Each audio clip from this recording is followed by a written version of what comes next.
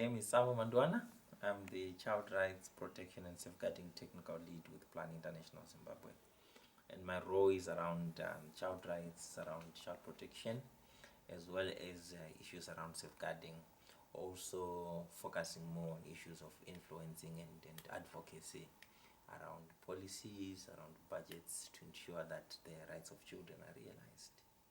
Okay, so let's jump into it. We recently saw a study that was done, and it talks about online violence for young girls mainly. And I think it talks about 60% of them. Maybe you can just give us an overview so that I don't get into it much. Yeah, the report basically speaks about freedom online. You know, when girls, when children, young people also engage online, they are supposed to be free. They're supposed to be able to express themselves, speak out and be themselves. But with our online platforms, they encounter different forms of violence, different forms of harassment, that affect them. And you find that over 50% of girls who are online platforms also encounter violence, abuse, and harassment, which is also quite disturbing. And also, given that we are within the COVID-19 era, most girls, most children, most young people spend a greater part of their time utilizing online platforms, social media, and others. So whilst engaging, they also encounter harassment, cyberbullying, and they are not very safe when they engage in online platforms. So the report speaks to these key issues to say what can be done to ensure that girls are safe when they engage online, and it's also coming in line with the International Day of the Girl Child, which also speaks to issues around freedom online for girls. When you talk about online abuse, maybe you can just articulate for us, because some can be trolls, some can be just banters, but what really is online abuse? Abuse comes in different forms. Harassment is abuse. Some girls can post what they want online, and you'd find some people who are online can take advantage and begin to abuse them or pass comments that are negative. It could be pictures. Some engage in relationships. These are young people that are growing up. They engage in relationships, take photos, and you would find that some people can take advantage of that and publicize those photos on different social media platforms, for me, which is also a abuse of children. And you'd also find that posting of different, it can be pictures, it can be videos of girls in particular, because girls are the ones that are mostly exposed. So you'd find that currently I'm speaking on social media platforms. I know some people have been forwarding and posting some videos which feature some girls.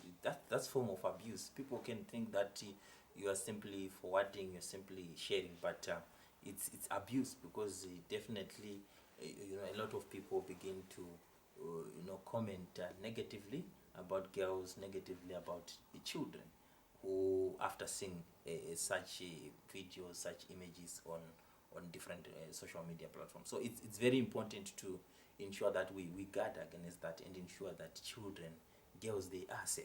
They can engage safely, they can engage freely, they can speak out about their mind. We don't want them to be silenced.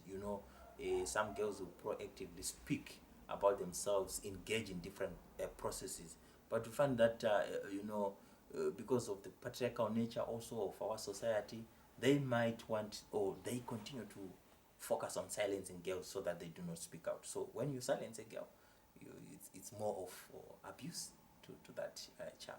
Mm-hmm. You talk about the high rise of online abuse during COVID. We are in the midst of a pandemic. Can we describe this also as another form of a pandemic? Online abuse.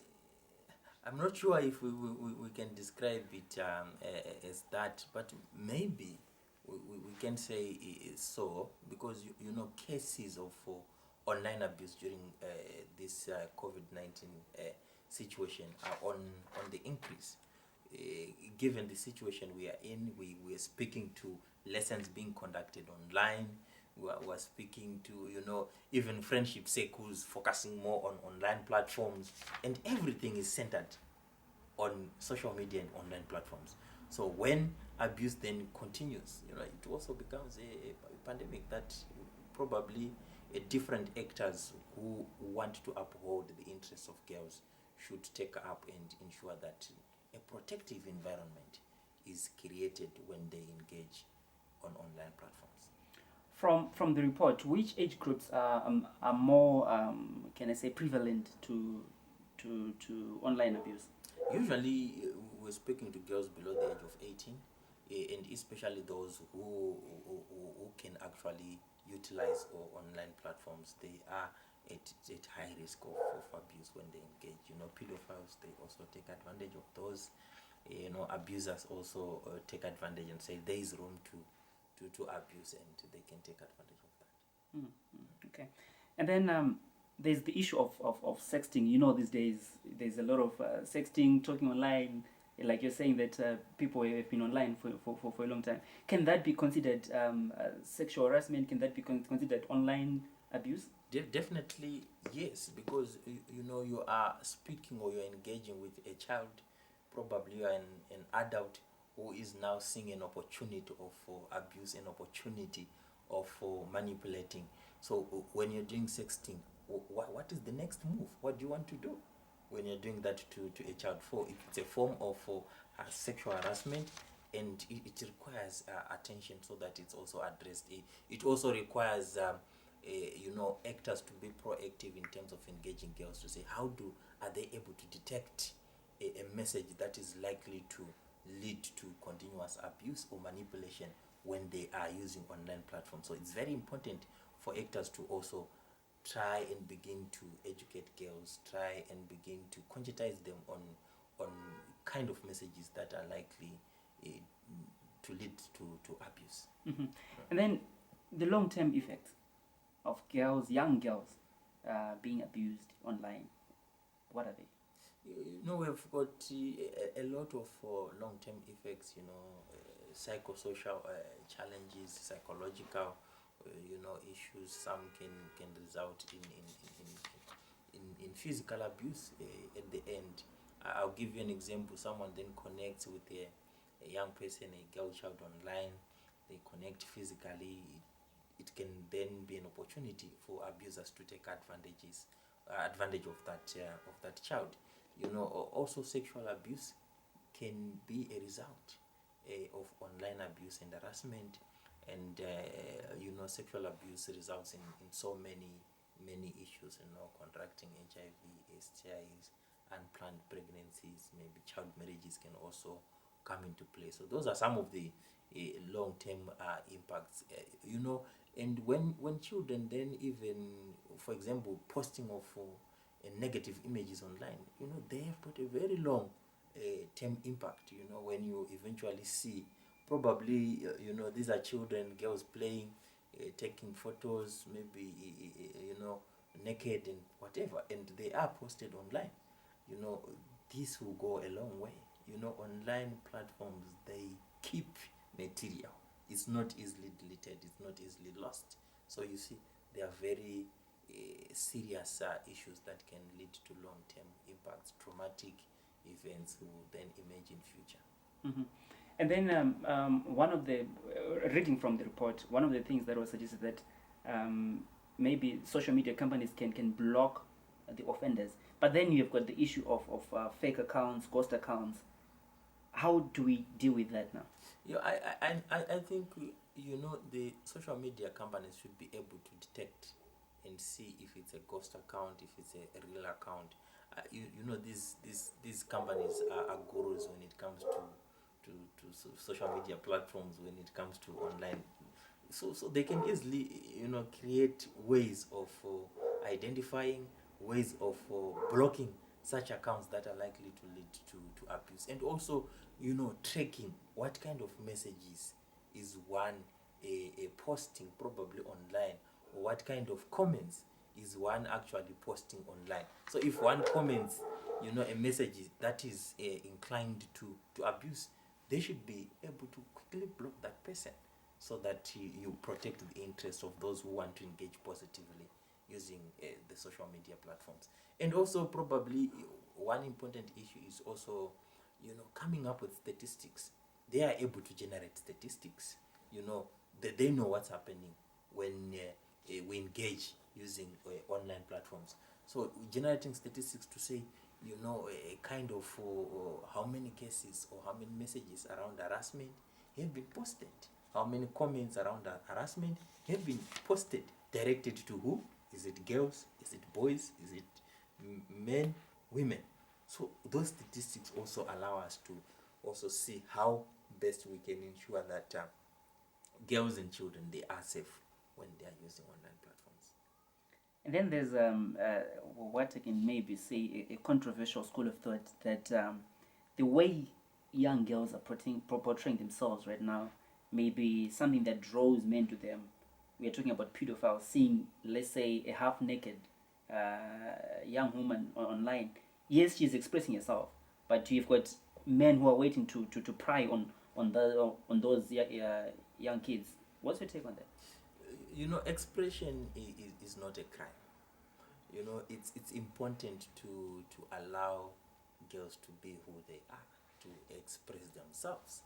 And there is no defense to say, because she was half naked, so I was attracted to abuse. So everyone who is going to be half naked, you want to abuse that girl because she's half naked. So it's not a defense to say they are half naked. They should post whatever they want, as long as they do not violate the rights of the other person. Then they should express themselves. They should be free to be who they want to be. Mm-hmm. Yeah. And then, speaking from a sexual reproductive health point of view, I know this is your special area. You've got what you call the special. Is it the special groups?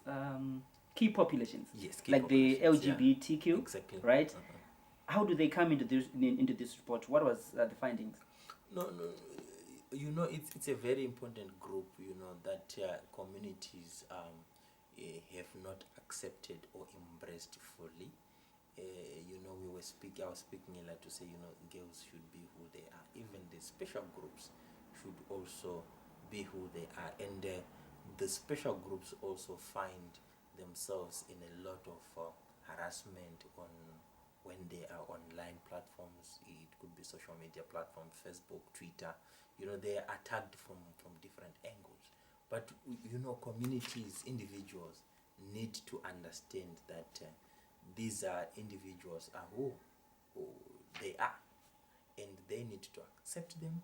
They need to understand that they have their own rights as human beings, and no rights should be taken away from them because of who they are, who they want to show themselves to the general public. So it's a special group that also requires special protection, and it requires actors and authorities to ensure that this group is protected. They have rights, and those rights should be upheld.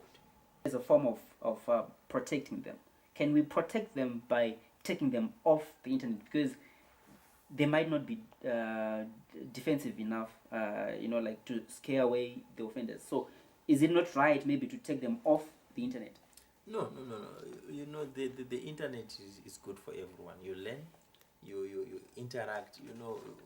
We are not, we're in a global village where you need to interact, learn from different, make friends. So we can't take girls off the internet because of a certain group of individuals who feel they want to take advantage and abuse. But we need to put in place measures to ensure that girls are protected when they engage online.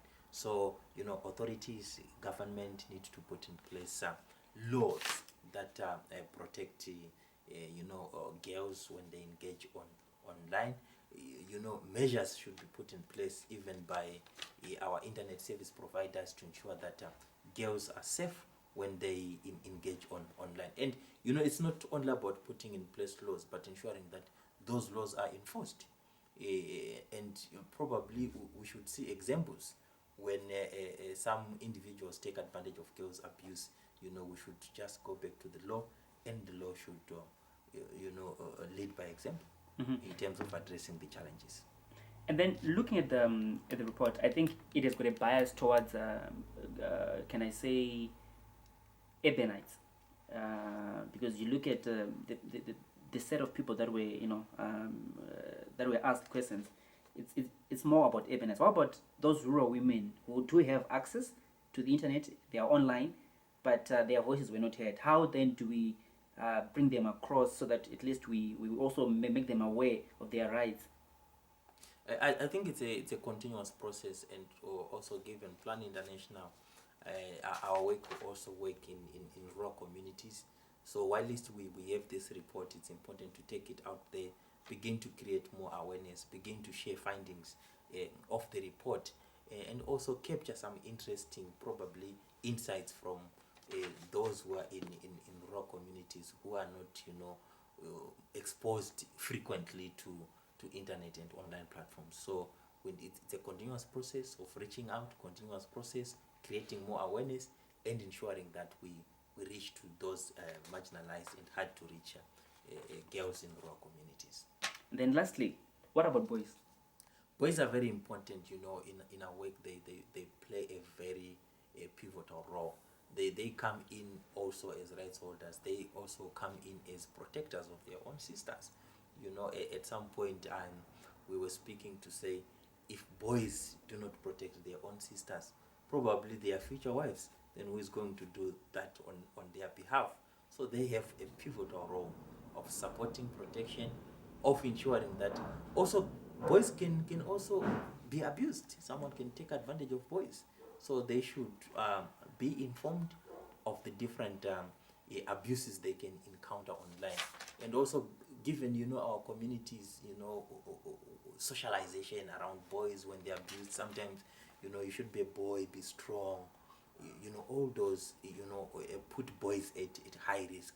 So we need boys to also to be able to speak out, to be able to challenge the abuses when they encounter abuses online. Let's say there's one or that the girls who are abused. How do they reach out to you? Usually when girls are abused, we have got the 116 line for child line, which girls can actually report different forms of abuse. Child line is our partner that we work with, and supporting the child line helpline to ensure that girls can actually and boys can call to get support whenever they encounter any form of abuse. All right. Thank you so much for gracing our show today, and we hope that you have more engagements with the young girls and ensure that they are safe. Thank you so much, and thank you for hosting us. For these and other stories, visit our website www.263chat.com. Follow us on Twitter @263chat and like our Facebook page 263chat.